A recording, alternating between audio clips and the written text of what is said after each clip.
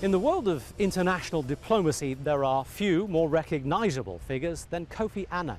In a long and sometimes controversial career at the United Nations, he played a part in some of the most significant issues in recent history. Now he spends his time as a mediator in global problems and an advocate for issues close to his heart, like global poverty, the environment and food security. Recently, he came to Singapore to lecture at the Lee Kuan Yew School of Singapore University and also to take the chance to talk to Al Jazeera. First of all, thank you very much for talking to Al Jazeera. Happy to be here. Let me ask you about comments you've been making in Singapore this week. Yes. Part of your focus, not only here but generally, is food security. And you've spoken here about how you think Asia has a role to play in Africa in assuring food security and alleviating hunger. But for most people who listen to the media, Asia's role in Africa in this context seems to be confined only to China buying African farmland to feed its own people. Is there a relationship here that can be developed beyond that? Asia has very useful lessons for Africa. For example, about 40 to 50% of agriculture here is irrigated. In Africa, it's only about 5%. But you're talking here about practical policy. I'm wondering about the actual politics of it. I mean, China buying land for its own use. No, but I'm coming to that. And in fact, as I indicated yesterday, that is an issue which I will touch on. But I want to build up to that in the sense that Asia has experiences that Africa can learn from. On the specific question you've raised about buying African land to assure food security of another country, it's a policy that is not a viable model. It's not a viable model, and it's an issue that has brought together World Bank, African Union, the Food and Agriculture Organization, to try and come up with a policy about land use. And I don't think it is viable for countries to go to another country and buy large tracts of land to produce for their own population. Have you made that point to the countries involved, and how have they received it? I have made it publicly and clearly, and also, and it's even not in their interest. Let's suppose you have a poor country with starving population, and a large tract of fertile land is sold to an outsider who produces for export for their own market whilst they starve. How long do you think that model is going to last? And how long will the government that allows that sort of arrangement to remain in power? We only need to look at what happened in Madagascar to understand the dangers in this. Part of the reason the previous government was overthrown was a large sale of land to Korea. Have you seen any reaction from Korea or China or some of the countries that are thinking it is a viable model? Did they actually take this point on board? They should. It's in their own interest, and if they don't, they're going to repeat the experience of Madagascar, or future leaders will come and annul the arrangements. And I think they are beginning to think about it. The broader context of all of this, of course, is one of your favorite themes for more than a decade, and that is Millennium Development Goals, eradication of poverty. We've got 5 more years to the deadline that you set, and a lot of people would say we're nowhere near achieving what you wanted. We are nowhere near achieving it globally, but tremendous progress has been made. Since the establishment of the Millennium Development Goals, some governments have done extremely well. Millions have been lifted out of poverty. And in fact, the governments that have done well are the ones who factored it into their development plans and took it very seriously. And in fact, I'm telling those governments, once you've achieved the goals, don't stay there, move higher. Education, for example, we demand that every child, particularly girls, should be given at least a primary education. When you attain that level, you move on to secondary education and try to help. But the results is mixed. Some countries will meet the targets and have done very well. Others will not meet all the targets. They may meet a couple of them. Let me put it in context of something that you said some time ago when you identified the challenges facing the whole planet. And you said global dangers include not just international wars, but also civil violence, organized crime, terrorism, and weapons. But there's poverty, infectious disease, and environmental degradation. Yes. Now, those people, those governments that are really calling the shots seem to have focused much more on the former set of problems than the latter. Isn't that actually acting against your development goals?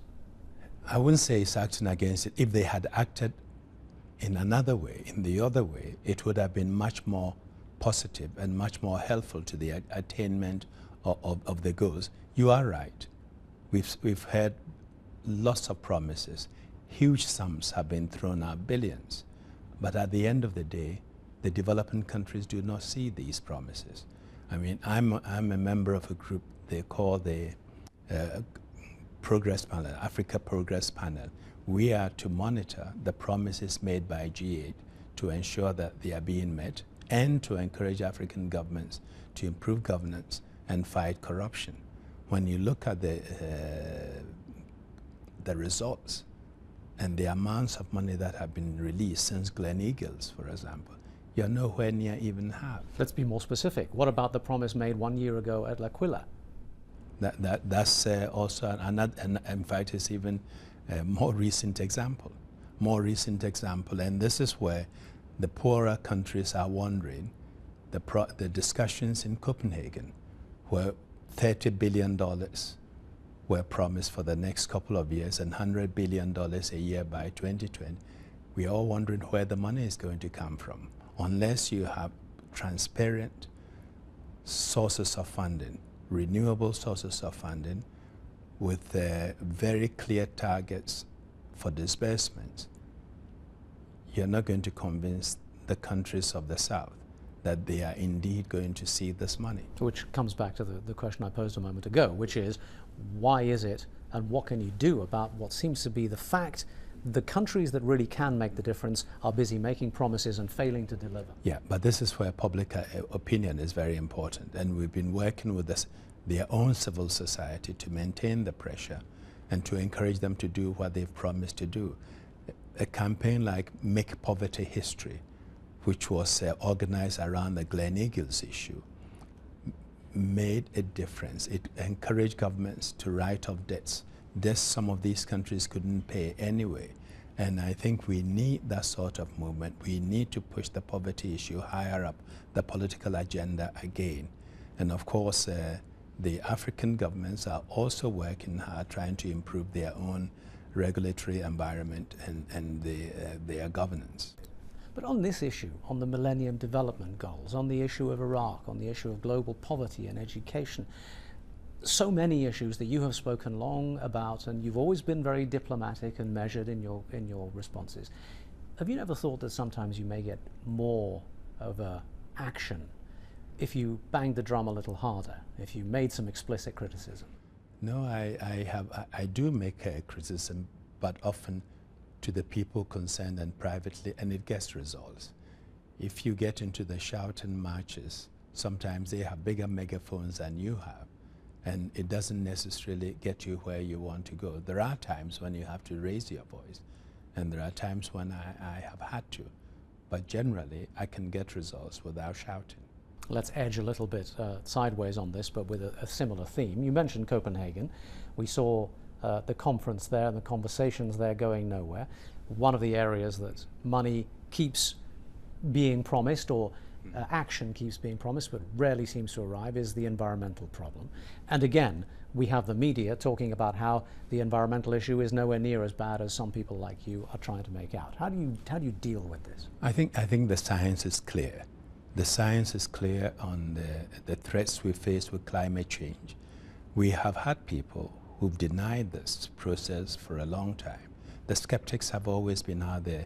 They are picking on certain mistakes which were made, which have been accepted and recognized by the IPCC, to argue that climate change doesn't exist. It's all in the imagination of some people.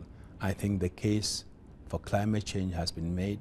Most scientists accept it, and we have to work on that assumption. Why is it then that the general consensus amongst the ordinary population seems to be that, look, you lied about the Himalayan glaciers, how can we believe you on anything else? I'm not sure if this is something that the general public is saying or the skeptics are drumming up.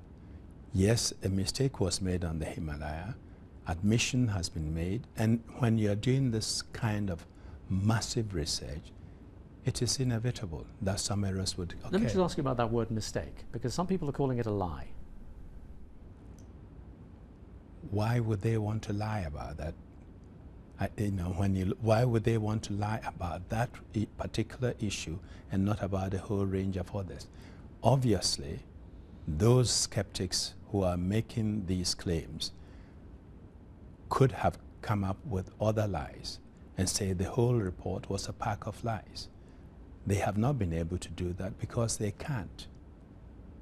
They've run out of arguments. Now they've found an excuse and attacking the IPCC and the scientists. Does it make you angry that the media seem to focus on that minority of scientists who say no and ignore the majority who say it's clear? It is unfortunate, but it sells newspapers.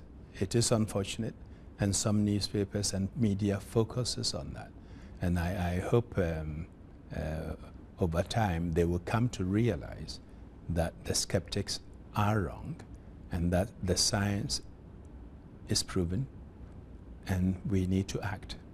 We'll take a short break if we could. Come back and talk a little bit about your role in the UN in the past. You're watching Talk to Al Jazeera with Kofi Annan. We'll be back in just a couple of minutes.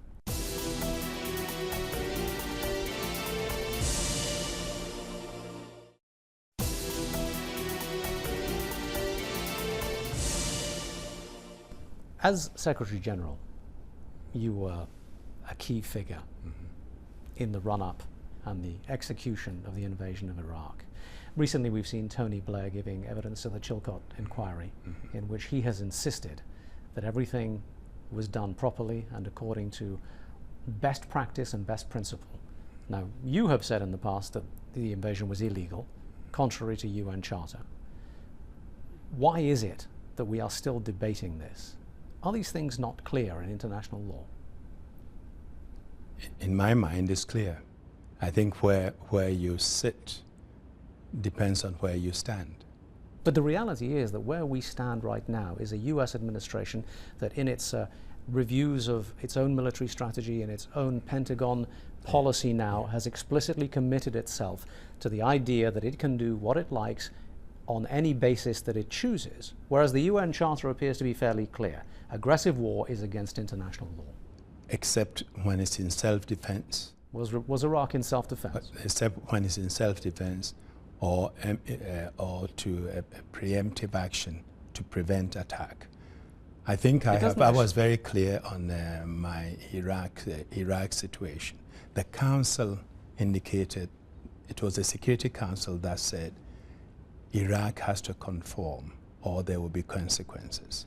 So in my mind, the need for a second resolution was absolutely clear. If the Council that made that determination had come to the conclusion that Iraq had not performed, the consequences that Iraq was to suffer should have been determined by the Security Council. One cannot go outside the Security Council and take action ostensibly intended to strengthen the Security Council by contravening a Security Council decision. Since then, we have seen Israel acting in Lebanon. We've seen Israel acting in Gaza. We had President Obama in Oslo accepting a prize for peace in which he said the instruments of war have a role to play in preserving peace. President Obama has clearly committed himself to the principles laid down in the US Quadrennial Review and their security strategy, which basically says, as I say, that this principle, as far as the US is concerned, is no longer, the UN Charter principles are no longer valid. And we now face a situation in which Iran looks to be the next target. Are you fearful that... I'm not here to defend US policies. I don't speak for the US.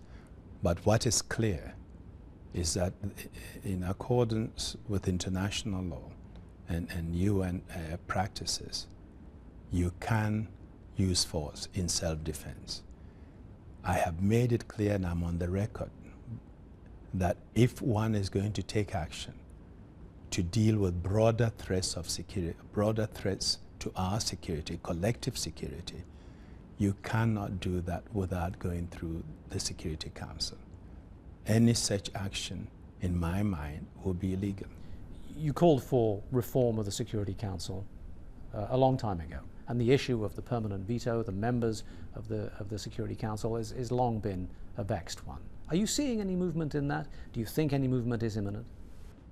I think ultimately there has to be a reform. The Council as it stands does not reflect the geopolitical realities of today.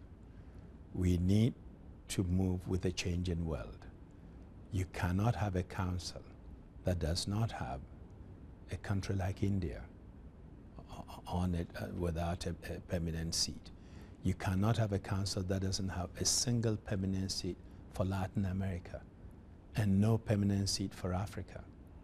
And Europe has several permanent seats. And when you look at the real situation in the world with the shifts that are taking place, how do you justify that? Does it worry you that we've now approached a point in political thinking in the Western world that the Nuremberg and everything that we've done since Nuremberg principles don't seem to apply anymore? But I'm not sure the situation is static. I'm not sure whether in Britain or the US, if one were to be confronted with another Iraq-type situation, that the population and the politicians will not be much more assertive and much more alert. And so I'm not as pessimistic as you are. Let me put a case to you in which exactly that has happened, and the international community hasn't been assertive at all.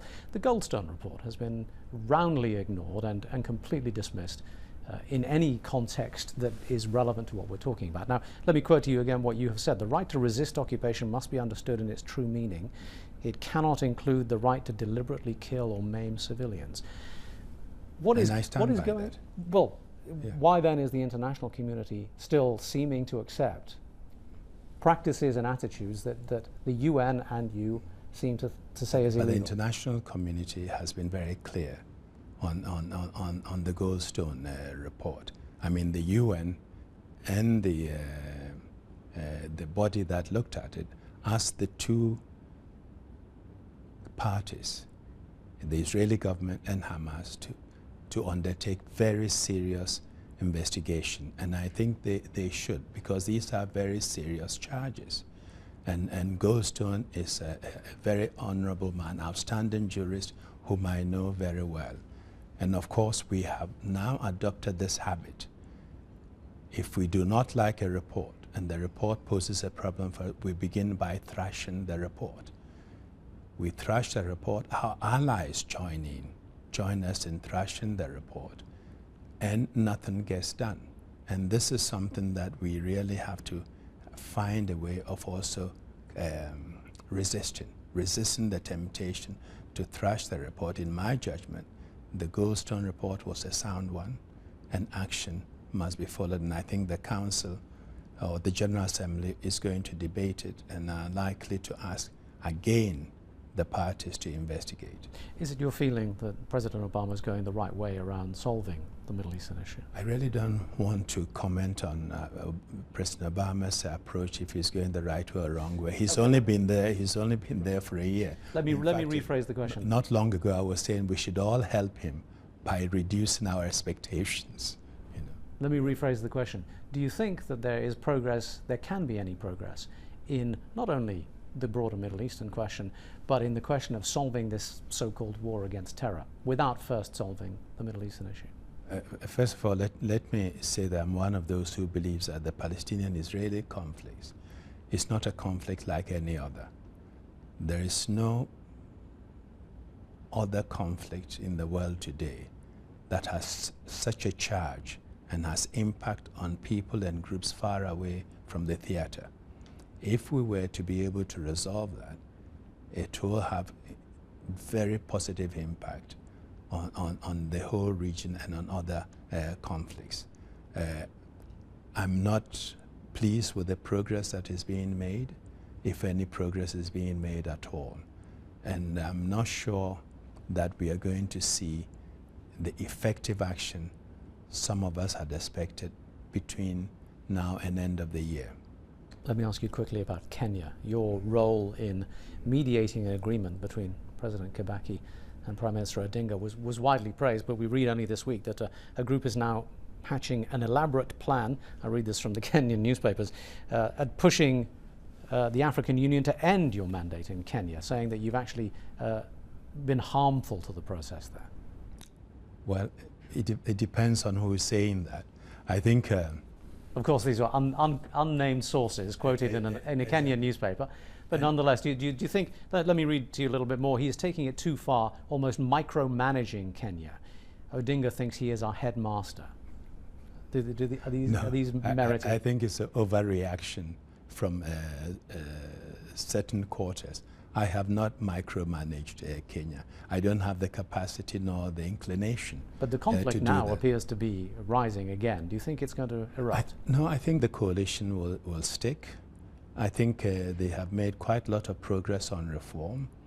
And if the parties work together, I do expect Kenya in the course of this year to have a new constitution, a new electoral law, and a new land law. So a lot is happening. There are tensions within the coalition, between the partners and within the parties. So you do have tension. And I think this issue came up because of the recent tension between the Prime Minister and the President.